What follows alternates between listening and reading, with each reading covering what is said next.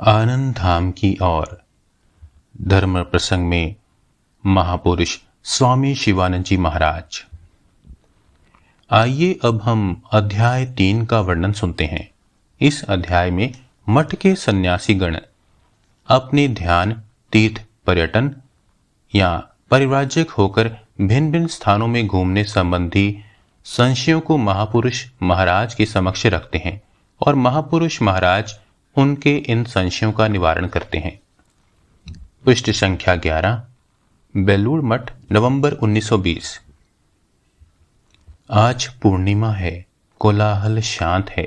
भूतल पर धीरे धीरे संध्या देवी का पदार्पण हो रहा है। दूरस्थ देवालों में आरती के शंख घंटे बजने लगे। मठ में भी मंगल शंख ने आरती की सूचना दे दी है। साधु भक्तवृंद भक्ति भाव से मंदिर में आने लगे।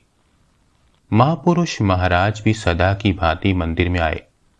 ठाकुर को भक्ति पूर्वक प्रणाम कर वे मंदिर के दक्षिण पूर्व कोने में एक मृग चर्म पर बैठ गए, हाथ जोड़े हुए, अर्धनिमिलिताक्ष, ध्यान मग्न।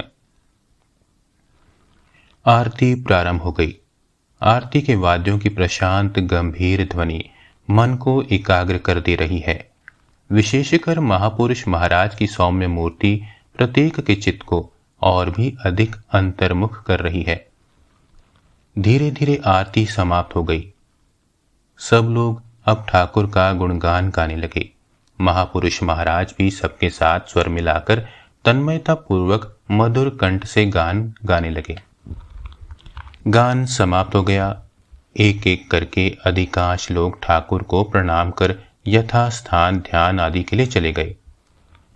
महापुरुष महाराज पुनः नेत्र बंद कर ध्यान मग्न हो गए। मुखमंडल पर समाधि की पूर्ण शांति विराज रही है। इस प्रकार बहुत समय बीत गया। लगभग 8:30 बजे महापुरुष महाराज अपने कमरे में लौट रहे हैं।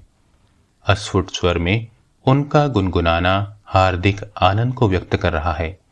कंठ स्वर अत्यंत मधुर और प्रेमपूर्ण है। कुछ साधु तथा भक्तगण पहले से ही उनके दर्शन के लिए प्रतीक्षा कर रहे हैं। महापुरुष जी के अपने कमरे में आने पर सब क्रमशः उन्हें प्रणाम कर बैठ गए। कमरा एक प्रकार से निस्तब्ध है। कोई भी जैसे बातचीत नहीं करना चाहता है। धीरे धीरे सामान्य बातचीत हो रही है। बातचीत के सिलसिले में साधन भजन का प्रसंग उठा। महापुरुष महाराज तन्मय भाव से बोले, रात ही साधना के लिए सर्वोत्कृष्ट समय है, जब ध्यान नित्य ही खूब निष्ठा पूर्वक करना चाहिए। उससे मन शुद्ध होता है। कुछ समय नित्य प्रति निष्ठा पूर्वक जब ध्यान करने से हृदय में सर्वदा एक भगवत भाव जागृत रहता है और एक प्रकार के आनंद की अनुभूति होती है। ध्यान करने के बाद तत्क्षण ही आसन नहीं छोड़ना चाहिए। इससे भाव दृढ़ नहीं हो पाता। ध्यान समाप्त होने पर अपने आसन पर बैठे बैठे कुछ देर तक ध्यान के विषय में ही चिंतन करना चाहिए। इसके बाद ध्यान के अनुकूल सुंदर सुंदर स्तोत्र आदि पाठ करना चाहिए। उससे ध्यान का भाव एवं आनंद और भी घनीभूत तथा दीर्घकाल स्थायी हो जाता है। आसन छोड़ने के बाद भी कुछ समय तक किसी के साथ बातचीत ना कर मन ही मन स्मरण मनन करना चाहिए। उससे अनुभव होता है मानो उसी ध्यान का नशा लगा हुआ है। इससे खूब आनंद भी मिलता है और एक उच्च भाव का आश्रय लिए रहने में विशेष सहायता मिलती है। एक सन्यासी, महाराज, हम लोगों को तपस्या के लिए बीच बीच में बाहर भी तो जाना चाहिए। तीर्थ पर्यटन करना या परिव्राजक होकर भिन्न भिन्न स्थानों में घूमना फिरना, यह सब भी तो साधु जीवन के अनुकूल है। महाराज,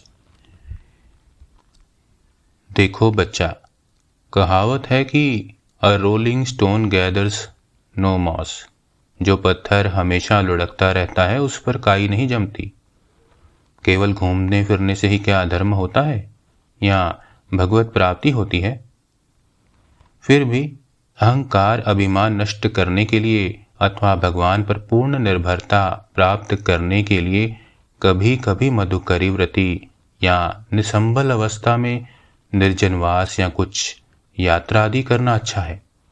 इससे आध्यात्मिक कल्याण होता है, इसमें संदेह नहीं, पर वर्ष प्रति वर्ष ऐसा करते रहना निष्प्रयोजन है। लाटू महाराज यानी स्वामी अद्भुतानंद बीच बीच में कहा करते थे, कहाँ घूमता फिरेगा, यदि तू रामकृष्ण की संतान है तो एक स्थान पर बैठा रहे। यह ठीक बात है, जिसके लिए यहाँ है उसके लिए वहाँ भी है, और कहाँ घूमते फिरोगे, और यह करोगे भी किसके लिए?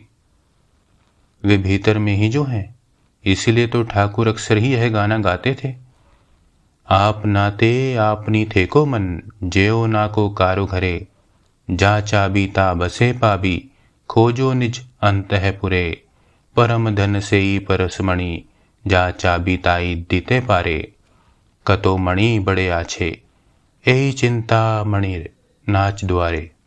यानी हे मन, तुम अपने आप में ही रहो, कहीं और ना जाओ, अपने भीतर ही खोजो मन, फिर जो चाहोगे सो बैठे ही मिलेगा। वह परम धन है, पारस मणि है, जो चाहोगे वहीं दे सकता है। इस चिंतामणि के पीछे पिछले द्वार पर कितने मणि पड़े हुए हैं। यह कहकर महापुरुष महाराज बार बार मधुर कंठ से इस गान को गाने लगे। फिर कुछ देर चुप रहकर बोले, गाने की अंतिम कड़ी में ही तत्वोपदेश दिया गया है। कतो मणि पड़े आछे, यही चिंता मणिर नाच द्वारे। उनके द्वार पर सब कुछ पड़ा हुआ है, भुक्ति मुक्ति, यहाँ तक कि ब्रह्म ज्ञान भी। लेकिन बच्चा खोजना पड़ेगा, व्याकुल होकर खोजना पड़ेगा। यह खोजना ही है साधन भजन। आंतरिक भाव से उनको चाहने पर वे कृपा करते हैं, और उनके कृपा करके द्वार थोड़ा खोल देने पर, कुल कुंडलिनी को जागृत कर देने पर देखोगे कि सब कुछ भीतर में ही है। पर उनकी दया के द्वारा कुल कुंडलिनी के जागे बिना कुछ भी नहीं होगा।